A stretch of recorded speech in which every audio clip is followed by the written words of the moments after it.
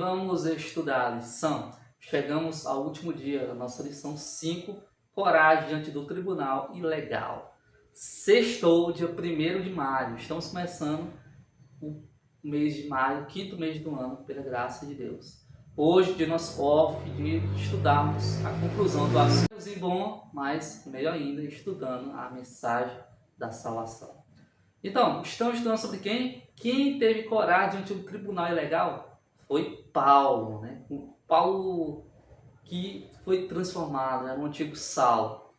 E podemos destacar que Paulo foi julgado, mas antes quem julgava era Paulo. Inclusive, foi um que ajudou a julgar a vida de Estevão, né? Que posteriormente foi apedrejado. Ou seja, Paulo sabia o que era ser um julgador, porque ele era um oficial, um grande oficial, tinha um grande pórtico dentro do Sinédrio. Mas agora ele estava sendo julgado, mas ele agora era um homem diferente. Ele estava igual Estevão, né? Com a mente em Deus, e com Deus passaria tudo aquilo e que Deus estava no comando de tudo. E aí, quando mais estudamos a vida de Paulo, que vamos estudar, continuando estudando, você mais se admira na sua dedicação à obra de Cristo. E aí também a sua grande sabedoria diante dessas situações inevitáveis que podem ocorrer na vida de qualquer um.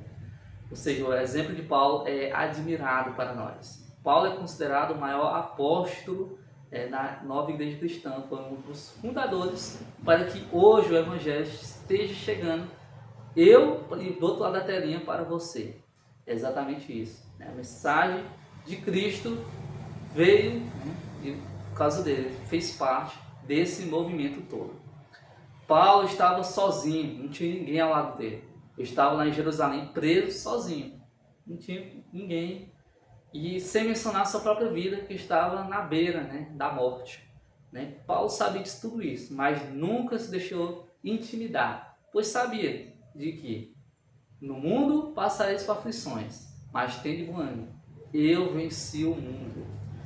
Paulo permaneceu firme diante das autoridades que tentaram utilizar todos os artifícios possíveis para condená-lo à morte. Além de seus acusadores a serem mentirosos, eram também poderosos. Os acusadores eram muito poderosos, tinham grande influência. Estamos falando de quem? Dos líderes religiosos judeus. Tinham grande influência, estavam perdendo influência por causa de Paulo, mas continuando sendo poderosos e muito mais mentirosos, né? Em todo esse momento. E em nosso mundo hoje, atual, o presente, não é diferente.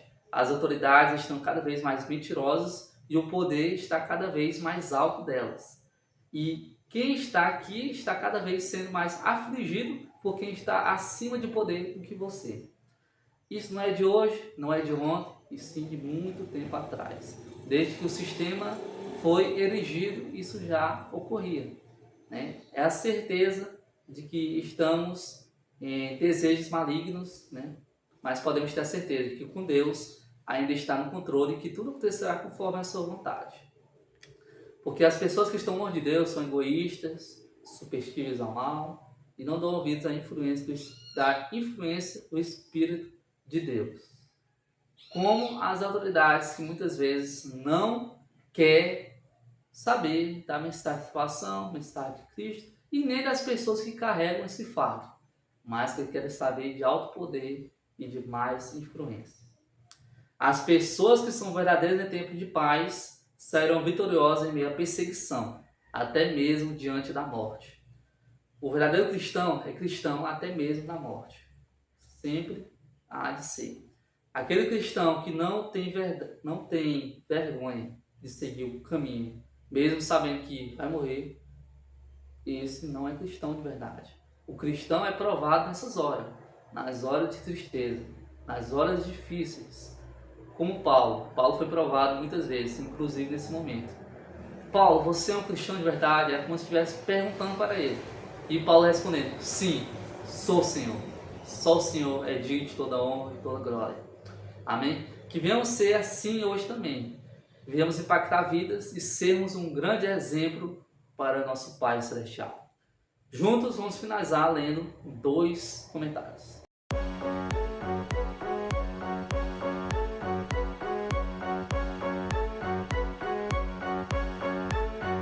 ler um comentário de um romeno, que era um autor e defensor dos direitos humanos. Estamos falando de Elie Wiesel.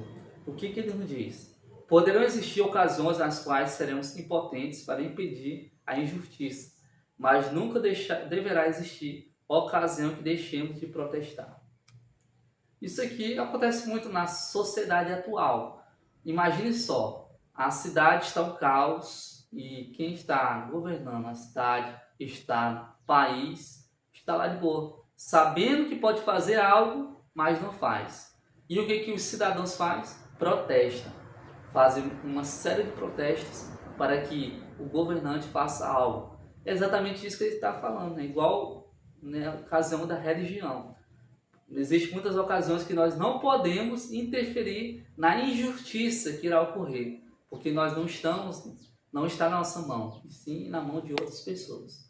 Mas o que nós não podemos parar de fazer é protestar contra o mal. Nunca, não tem como para nós. Segunda curiosidade, Dr. Martin Luther King Jr., que é um estadunidense pastor britânico, né?